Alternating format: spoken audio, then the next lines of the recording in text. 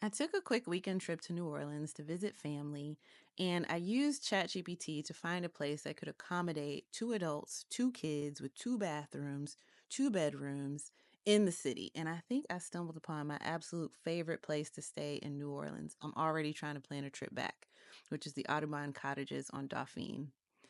We did have to park about a block away at the Dauphine Orleans Hotel, but as you can see, the parking lot was really spacious. It was $45 a night. We only had to pay for one night because we did find parking in front of the cottages on the first night. So, what I love about this place is that it's like a little oasis, but it's also steps away from Bourbon Street, a short walk to Canal Street. So convenient. But as soon as you walk through that door and it shuts behind you, it's like you're transported into a completely different world. It's like you're in your own little oasis. They had this beautiful saltwater pool. I think there's a total of 7 cottages on the property. We stayed in cottage number 1, and each of the cottages had their own patio, but cottage number 1 shares a patio with cottage number 7. This is cottage number 4, which is said to be haunted, and we literally spent the whole weekend kind of staring at that balcony waiting for that ghost to make an appearance, which never happened, but maybe next time we'll actually stay in the cottage and experience it for ourselves.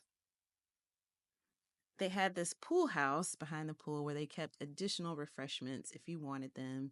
So the kids spent a lot of time running back and forth in here, grabbing sodas. It looks like a really nice place to host an event, and I think they do host corporate events on the property. We did have a personal concierge that we could text at any time for anything we needed, which was nice, and they were very responsive. This is the entryway onto the patio and the way to get into cottage number 1. Cottage number 7 was on the right there. To our left, there were these plants in water. I don't know if you can see the water in the video, but it was full of frogs that would croak at us literally every time we walked past. So this is the view walking into the cottage. As you can see, there's lots of exposed brick. There's all of these old looking pieces of furniture, very rustic. This is said to be the cottage that James Audubon himself lived in many years ago. This cabinet had our coffees, refreshments, which we devoured. This was the end of the trip where I was taking this video. And the living room was very spacious, like very easy to hang out in and have enough space for everyone. We also had this additional cabinet here, which had space for hanging clothes. There was no shortage of storage space for our stuff, and we had a lot of stuff. Leaving the blinds open let in a ton of natural light, which I wasn't expecting, but it was really nice. And you can see the 2 suites here. So the suite on the right has the queen size bed, the suite on the left has a king size bed. And in the living room here, they had all these books available for us that were centered around birds, bird watching, and the culture of New Orleans. So, from what I understand, James Audubon was a bird watcher and painter. So, here's the second bedroom with the queen bed. Although it had the smaller bed, it definitely had a much larger closet, and the ceiling fan, as you saw there, the little nightstand and the telephone, and an extra window that really just faced out into an alley. And I loved the fireplace in the room, it added a nice touch. So you can see the closet was walk-in, and each closet had a set of robes and towels for the pool area, which was nice. Each closet also had its own safe. There was plenty of room for me and my daughter to store all of our many, many outfits in this closet. So, like I said, this window just pointed out to an alleyway, and there were no windows that pointed out to the streets outside of the cottage, which I actually liked because it really helped with that secluded feeling and the quiet atmosphere on the property. There was more storage space there.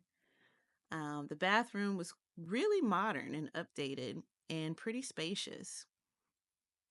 As you can see here, they had the black marble showers, and we liked that they had the handle to turn on the water away from the shower head. We thought that was genius because you could turn on the water without being sprayed with cold water. But yeah, the shower was spacious. The water pressure was great, which is always something I look for in a nice property.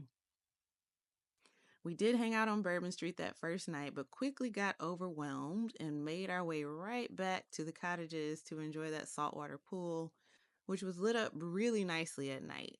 And we spent a lot of time out there. We took full advantage of having that saltwater pool. It's just really lovely and peaceful at night. It was like we had the entire property to ourselves.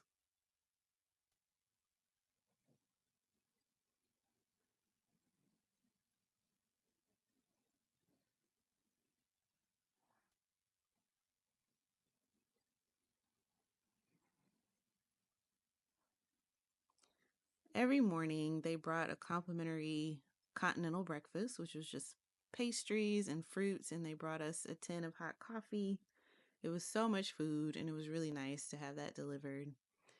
I was honestly sad to go. I'm already trying to plan my return trip. I mean, it is the perfect blend of luxury, quiet seclusion in the middle of the big city of New Orleans, and I would definitely recommend 10 out of 10.